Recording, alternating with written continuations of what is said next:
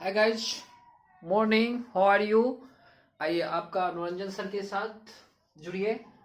और अगर यदि आप किसी जनरल कंपटीशन, चाहे वो जनरल से रिलेटेड कोई भी हो, आप उसमें अपियर होना चाहते हैं तो हम उम्मीद करते हैं जो हम वीडियो बनाने जा रहे हैं आपको काफ़ी उससे फ़ायदा होगा। ठीक है, लेकिन करना है कि आपको 20 मिनट पेशेंस रख के इसको ध्यान से सुनना है और आपको हम विश्वास दिलाते हैं कि ज़रूर आपको ये इसका असर दिखने लगेगा। ठीक है, क्योंकि जो भी हम मेथड बताएंगे 2 या 3 मेथड से बताएंगे, उसमें से एक ना दो तो आपको क्लिक करेगा ही। ठीक है, हम कोशिश करेंगे कि ज़्यादा से ज़्यादा ईजीएस्ट फॉर्म में पूरा सिंपल से आपको समझाएं। तो चलिए आज हम शुरू करते हैं परसेंटेज।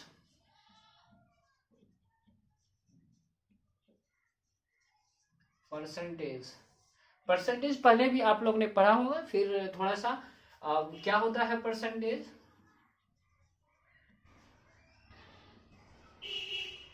परसेंटेज को हम लोग इस तरह से रिप्रेजेंट करते हैं, ठीक है ना। और इसका मतलब होता है, परसेंटेज का मतलब होता है फॉर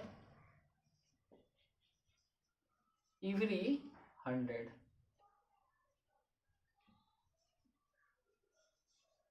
परसेंटेज होता है फॉर एवरी 100। सपोज कीजिए फॉर एग्जाम्पल, अगर आप लेते हैं 1%, इसको लिखेंगे 1/100। अगर आप लिखते हैं 2%, इसको लिखेंगे आप 2/100। ठीक है, ETC। इसी तरह से फॉर एवरी 100 मतलब ये हो गया 1% का मान है 1 पार्ट फ्रॉम आउट ऑफ 100। 2% का मतलब होगा 2 पार्ट आउट ऑफ 100। 60% का मतलब होगा, अगर आपको सपोज कीजिए 60% मार्क्स आया है किसी सब्जेक्ट में, इसका मतलब हुआ 60 मार्क्स आउट ऑफ 100। ठीक है, तो और इसका फ्रैक्शन क्या हो जाएगा, इसका फ्रैक्शन होगा 60/100 यानी इसको लिख सकते हैं आप 3/5। 2 से काट देंगे, 2 दिया और 2 बचे। ठीक है, अगर आप 50% लिखना चाह रहे हैं मार्क्स है, तो इसका मतलब होगा 50 मार्क्स आउट ऑफ 100 और इसका फ्रैक्शन हो जाएगा 50/100 यानी 1/2। ठीक, आप समझ में आ ही गया होगा लगभग परसेंटेज क्या होता है।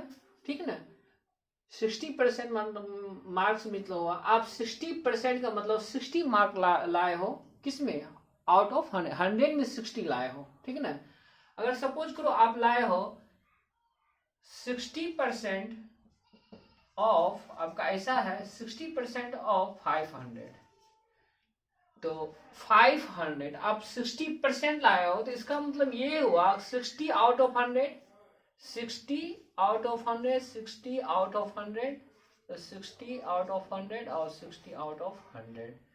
ठीक है ना, तो ये हो गया आपका 300। आप इसको ऐसे भी लिख सकते हो, डायरेक्ट निकालना चाहते हो तो 60/100% के लिए जो परसेंट है 1, ऑफ का मतलब हो गया मल्टीप्लाई करना है, गुना करना है 5, ये कर लिया, ये हो गया 30।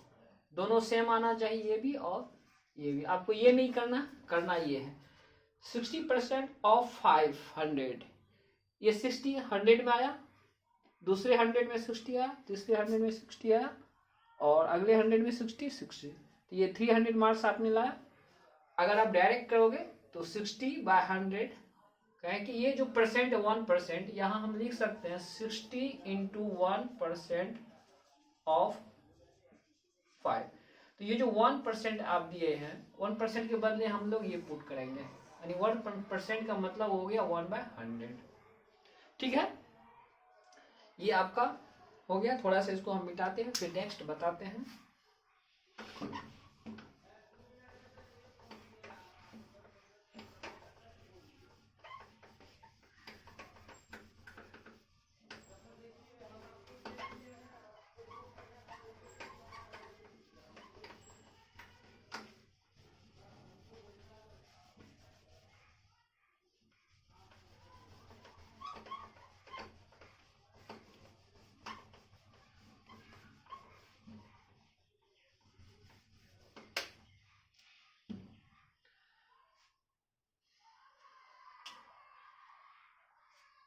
इसको नोट कीजिए, the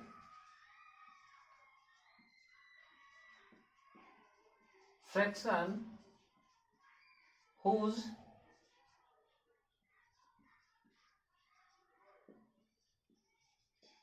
denominator is 100,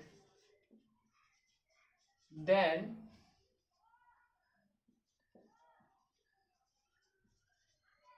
numerator is rate of percent. जैसे 2/100 का मतलब हो गया 2/100 2%। इसका डोमिनेटर, ये डोमिनेटर हुआ, ये नॉमिनेटर हुआ। तो डोमिनेटर डिनोमिनेटर अगर आपका 100 है तो ये रेट ऑफ परसेंट हो जाएगा 2%। ठीक है, अगर आपका ऐसा है 3/100 तो इसका मतलब हो गया 3%। ओके, चलिए नेक्स्ट आपको क्या करना है, आपको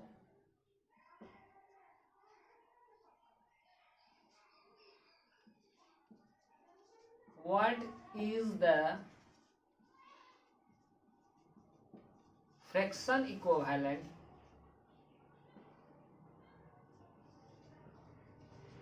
what is the fraction equivalent of 10% of equivalent of, एक में देते हैं, सपोज कीजिए ए नंबर में 10% है, इसका होगा 10/100 यानी 1/10, इसका फ्रैक्शन हो गया। सपोज कि आपका है 25%, तो इसका फ्रैक्शन इक्विवेलेंट होगा 25/100 यानी 1/4। ठीक इसी तरह से आपको दिया रहेगा what is the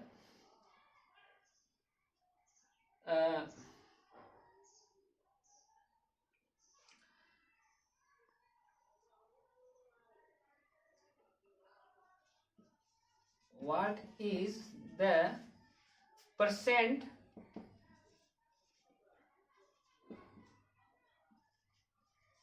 equivalent of आप परसेंट इक्विवेलेंट पूछ रहे हैं, यहाँ फ्रैक्शन इक्विवेलेंट पूछ रहा है, तो ये दिया हुआ रहेगा 10%, इसका फ्रैक्शन इक्विवेलेंट निकालना है। अब व्हाट इज द परसेंट पूछ रहा है इक्विवेलेंट, जैसे सपोज किया आपको ए नंबर में दे देगा, जैसे 1/2 फ्रैक्शन दिया हुआ है, इसका इक्विवेलेंट परसेंट में निकालना है।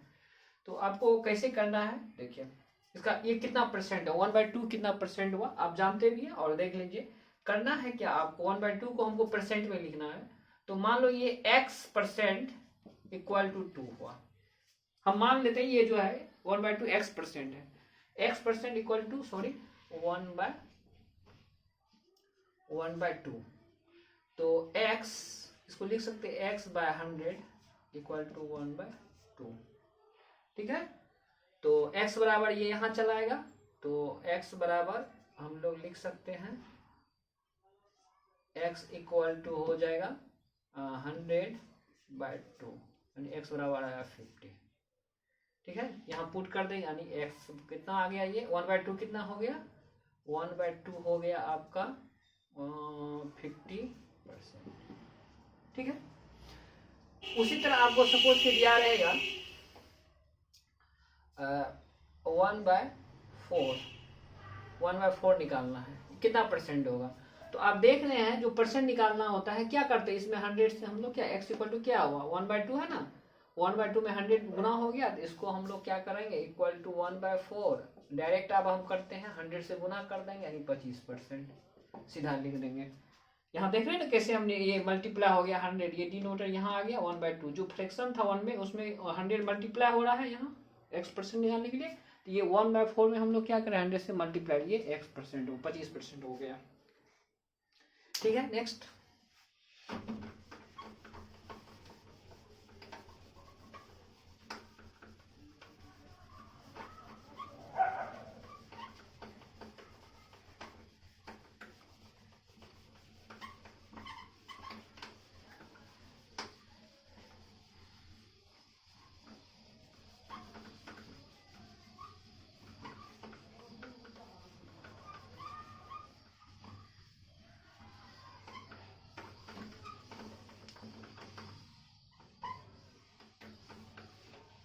देखिए कि बहुत सिंपल और इम्पोर्टेंट चीज है, बार बार ये नहीं लिखना आपको, पहले हम बता देते हैं फिर उसका शॉर्ट फॉर्म हम करते जाएंगे। एक बार आपको समझा देते हैं क्या है। सपोज कीजिए कि आपके पास 100 रुपया है, 100 रुपया है, 100 रुपया आपके पास है, ये इंक्रीज कर गया, इंक्रीज कर गया, यानी अब हो गया आपका, आपके पास हो गया क्या बोलते हैं, इंक्रीज कर गया 25%, इंक्रीज कर गया 25%, ये 100 को 25% आपको बढ़ाना है। तो हमें क्या करना होगा, इसके लिए ये 100, ठीक है, और 100 में क्या करना, 100 का 25% बढ़ेगा ना, 100 का 25%, 25% की जगह यानी परसेंट हटाएंगे तो 100 देंगे, ये जो हो गया, और ये आपका होगा 100, 100 कट गया, ठीक है ना, सॉरी ये 100 कॉमन ले लेते हैं, ये 1 + 25 ये काटना नहीं है, सॉरी ये गलती हो गया, काटना नहीं इधर, इसको सॉल्व करेंगे 100 इंटू ये करेंगे तो 125/100 लिखना है। तो ये तो था ही, 100 को इंक्रीज किया 25%, तो क्या किया 100 में यहाँ देख रहे हैं 125 यानी 1 पॉइंट, ये भी लिख सकते हैं 100 गुना 1.25 बढ़ा देना है, ठीक है, ये हो गया, यानी ये 25% आपका 125 रुपया हो गया। अब आप जानते हैं पहले आपका 100, आपके पास 100 रुपया, उसमें 25% इंक्रीज कर दिए, तो अब आपको क्या करना है, ये सब जितना मेथड है ये नहीं करना है, डायरेक्ट ये करना 1.25, 25% 1.25 बढ़ा देना। अगर सपोज कि आपके पास 100 रुपया है और ये क्या हो गया, ये क्या हो गया, डिक्रीज कर गया, डिक्रीज किया 25%, 100 का 25% डिक्रीज करना है, तो 100 में डिक्रीज करना है तो घटाना है, 100 का कितना घटाना है 25%, तो ये 100 कॉमन लेंगे तो ये 1 माइनस, और ये हो जाएगा, यानी ये हो जाएगा 100 इंटू 75/100, यानी 100 इंटू 0.75। ये देख रहे हैं आप, एक से ज्यादा, ये इंक्रीजिंग था 25%, तो 1 पॉइंट समथिंग आया, एक से अधिक हो गया और ये एक से कम हो गया, तो जितना भी रहेगा, अगर सपोज कीजिए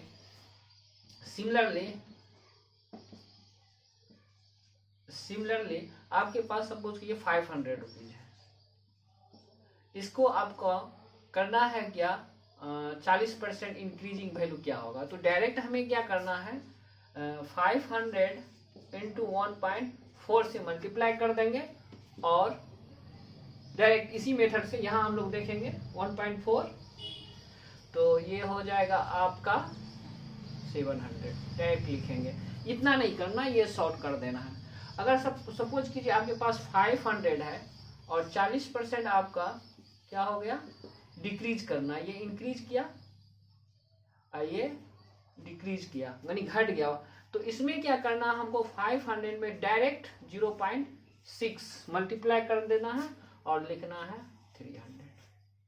ये हो गया आपका, ये बहुत बेसिक था, आप लोग जानते हैं, ये सब नहीं करना है, डायरेक्ट 1 से कितना परसेंट 1 में पॉइंट में दे के बढ़ा के मल्टीप्लाई करना है, या डिक्रीज करना है तो कितना, इतना 1 में 0.4 1 में घटा देना है, पॉइंट यानी 6। सपोज कीजिए अगर आपका प्रॉब्लम रहता है किसी टाउन का जनसंख्या सपोज कीजिए 500 है, 50,000 है, और वो बढ़ के 60 हो गया। किसी टाउन का जनसंख्या पहले 50,000 है, अब हो गया 60%, मतलब 60,000 हो गया, तो कितना परसेंट इंक्रीज किया। क्वेश्चन अगर ऐसा है, if population of any town is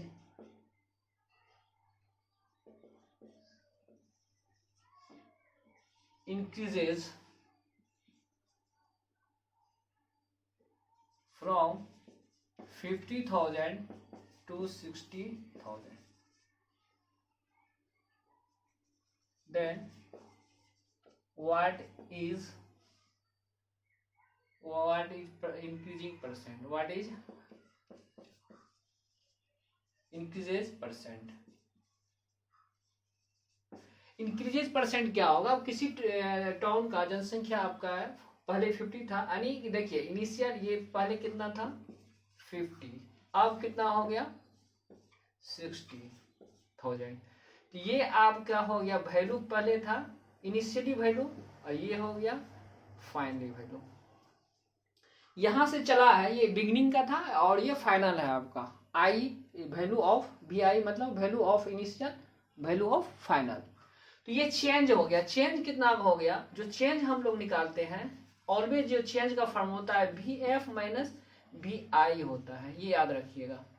change का जो फॉर्मूला होगा वी एफ माइनस, अगर ये कम रहे या ज्यादा रहे तो इसमें से ही ये घटेगा। अगर ये कम रहेगा तो ये निगेटिव दे देगा, वहां क्या इंक्रीज नहीं होगा। अगर निगेटिव आएगा, निगेटिव का साइन आएगा तो हम लोग डिक्रीज बोलेंगे, लेकिन करना यही है। ओके, कितना चेंज हुआ, ठीक है। और परसेंट इंक्रीज या डिक्रीज जो निकालते हैं, इसका परसेंट इंक्रीज या डिक्रीज दोनों हो सकता है। परसेंट इंक्रीज या डिक्रीज, परसेंट जो होगा ये चेंज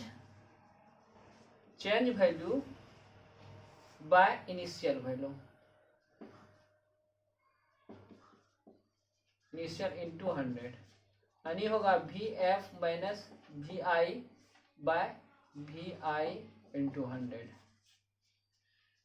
जो चेंज हुआ, कभी भी हम परसेंट इंक्रीज या डिक्रीज, अगर पॉजिटिव आता है तो इंक्रीज, अगर निगेटिव आता है तो डिक्रीज बोल देना हमें, ठीक है। यहां जो हम लोग लिखेंगे परसेंट इंक्रीजिंग या डिक्रीजिंग, तो परसेंट क्या होगा, चेंज कितना हो गया वी एफ में से इसको घटा देंगे, ये 10,000 होगा। इनिशियल कितना था 550,000, गुना 100 कर देंगे। ओके, ये कट गया और ये हो गया, तो आपको आ गया ये 20,000।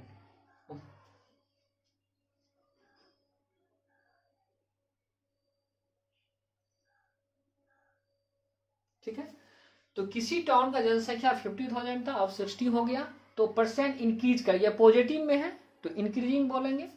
अगर सपोज कि ऐसा रह जाता, इसी में ऐसा रह जाता,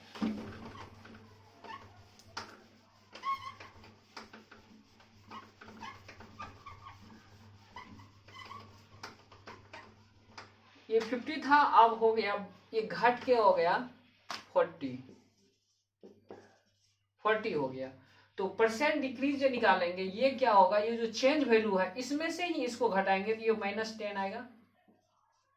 और यहां से आ गया ना, पहले ये था तो ये 50 ही रहेगा, तो ये 4 कर गया और यहाँ 100 देना है, ठीक है ना। तो ये हो जाएगा आपका 2, यानी ये भी हो गया माइनस, हो गया -20%, यानी ये हो गया डिक्रीज हो गया, परसेंट डिक्रीज हो गया। सो माइनस को हटा देंगे तो ये हुआ डिक्रीज, लिखेंगे इंक्रीज या डिक्रीज का मैं साइन से पता कर लेना। डिक्रीज परसेंट हो गया आपका 20%। इसमें क्या हुआ कि ये भी 20% डिक्रीज हो गया उस टाउन का पॉपुलेशन। ओके, ये आप सीख गए हैं। अब एक चीज आपको, अगर आप जानते हैं तो ठीक है, हम उम्मीद करते हैं ये सब आप जान भी रहे होंगे, फिर भी बेसिक है, थोड़ा सा हम इंट्रो देना मेरा ये ड्यूटी है, हम बता रहे हैं आपको। और एक चीज आप बताइए,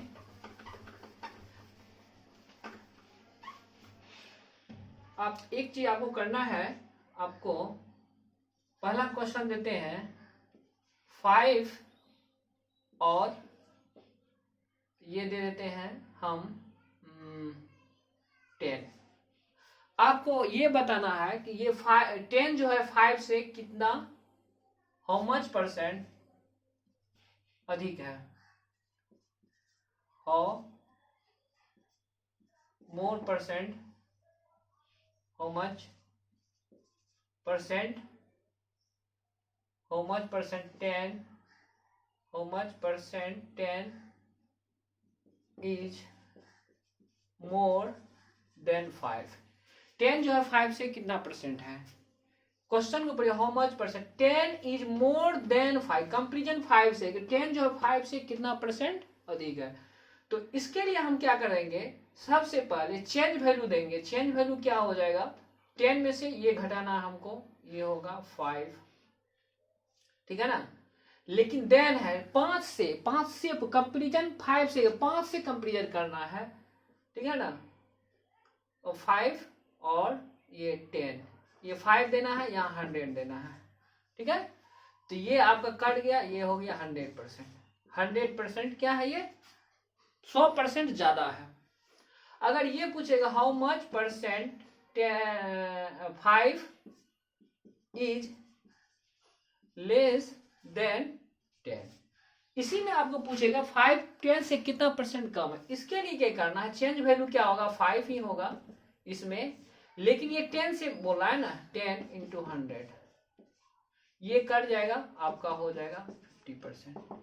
ये 50% कम है, यानी 5 जो है 10 से 50% कम है, जबकि 10 जो है 5 से 100% ज्यादा है, मतलब दुगना है, 2 टाइम्स है। है भी वैसे 5 दूनी 10, ठीक है। इसी तरह एक क्वेश्चन और बनाइए।